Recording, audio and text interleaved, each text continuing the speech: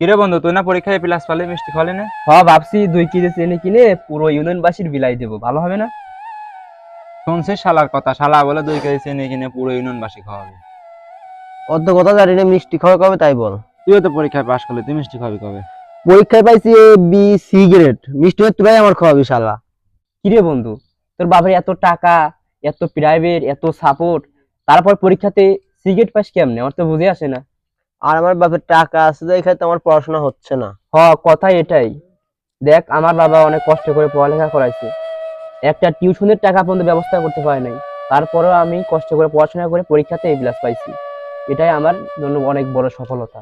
আর আমি যদি লেখাপড়া করি, তোমার বাপের এত ব্যাংক ব্যালেন্স টাকা খাবে কে? তোর বাপেরই খাওয়া দরকার ছিল আমাদের। আচ্ছা, যাই হোক, পরীক্ষায় পাশ করছি, বাড়ি গিয়ে জানাই। আর আমি তো সিগারেট পাইছি, আমি বাড়ি দিয়ে কি জানাবো? আরে তুই না জানালে কি হবি, আমি ভ্যান ভাড়া করে পুরো এলাকাবাসীকে জানাবো যে মনিউল এ প্লাস পাইছে। আচ্ছা, তোরা থাক তাহলে, আমি যাইয়া। শালা ও যদি ভ্যান ভাড়া করে জানায়, আমি ট্রাক ভাড়া করে জানাবো। বন্ধু থাক তাহলে, আমি যাই। মনিউল তো এবার ভালো একটা চাকরি পেয়ে যাবে নি। স্যারটা অনেক কষ্ট করছে দেখলাম, রাত ভরে পড়াশোনা করে। যাক, আল্লাহর মুখ তুলে থাক। থাক, মাঠে গেলাম, আমার মাঠে কাজ আছে। তোর এই পড়ালেখার গল্প শুনে আমার কোনো লাভ নাই। যা, লেখাপড়া করিস নাই, মাঠে কাজ করেই খা।